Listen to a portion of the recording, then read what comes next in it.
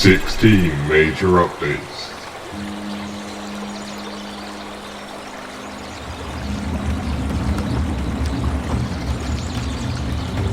Over 1 million contributions.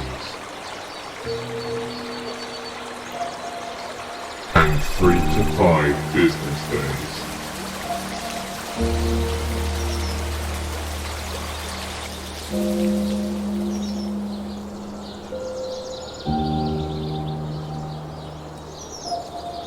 It's time.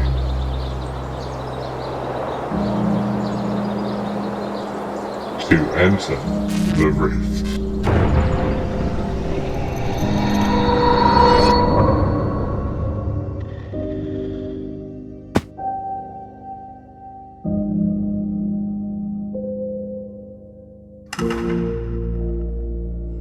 Well, that was easy.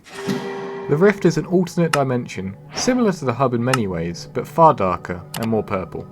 It's unstable, so you have extremely limited time before being warped out again.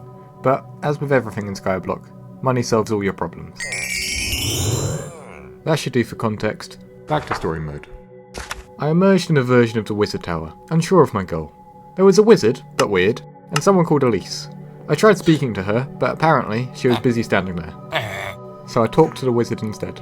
He welcomed me to this dimension, and probably said some important lore things, so I skipped it all, until he gave me some breadcrumbs. It was at this point where I realised I probably should have read what he said. Anyway, I clicked something, and now I'm over here, with a trail of yellow particles in front of me. So I followed them.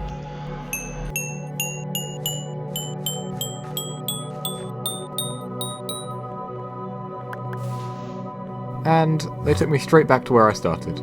Did I mention time is very precious here? The wizard started waffling again, but this time I unlocked the Rift Guide, which outlined all my available tasks. And with that, I was finally able to start exploring. The world was dark and barren, and the sky devoid of stars. Oh wait, I should turn on my shaders. That's better. Heading down the path, I saw a trail of dandelions, extremely reminiscent of the breadcrumb trail I just completed. But this one was a bit more beneficial, for it ended in my first Enigma cell. However, I had somehow already managed to mess up the order I was meant to do things, because apparently I had to talk to an NPC before collecting it.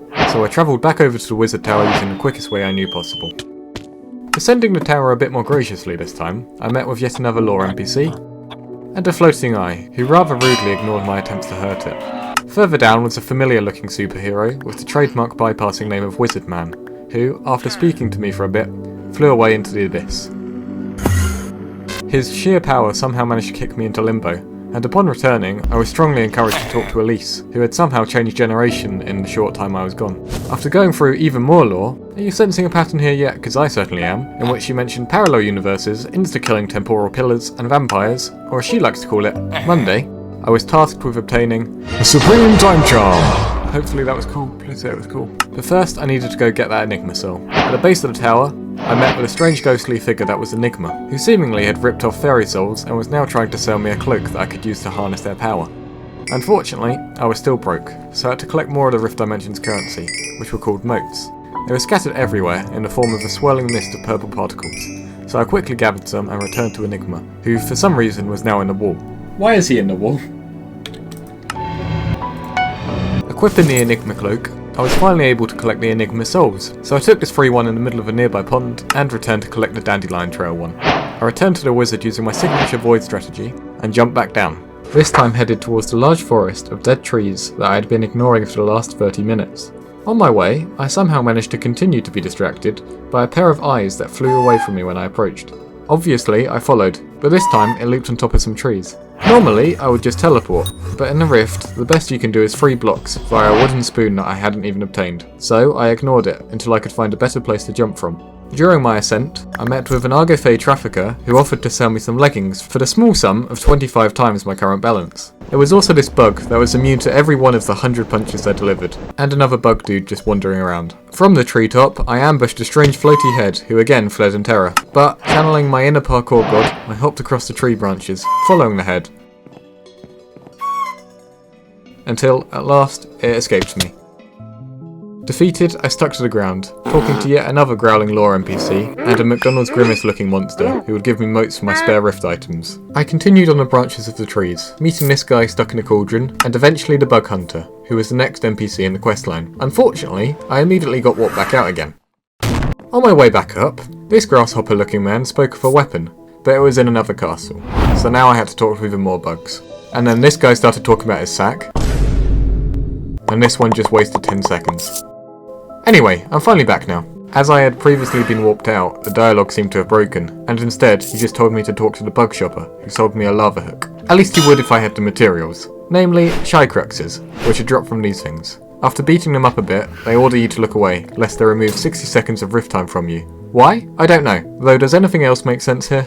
But first, I mistakenly thought I needed a sword, so I continued trying to find characters that might be able to sell me one. I immediately found a second brother, who directed me towards a third brother who might actually have the sword. There was another trafficker who was offering some boots for the extremely low price of 50 motes. Were these boots obtained ethically? Probably not. He is a trafficker after all. However, ethical or not, I was obligated to support small businesses. This trafficker even admitted to his tenuous relationship with the law, which was understandable considering the extortionate price he was selling his armor piece for. And then there's this dude. I don't know either. Eventually, I found the last brother, who offered me his sword, though, to buy it, I needed to kill some enemies, so I opted for the bare knuckle strategy.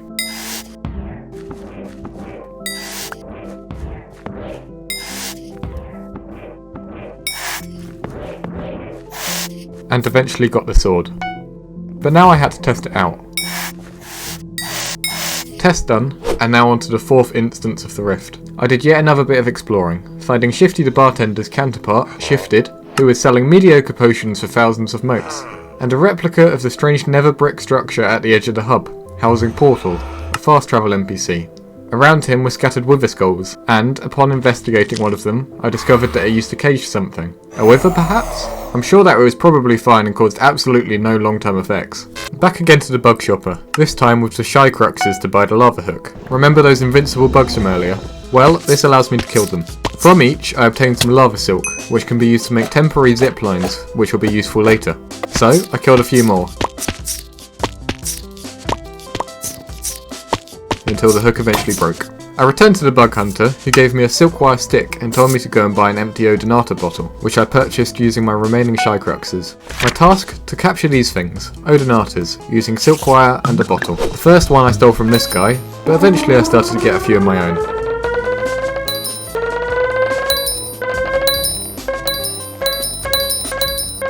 Using the same strategy, I even managed to get this Enigma soul suspended in the air.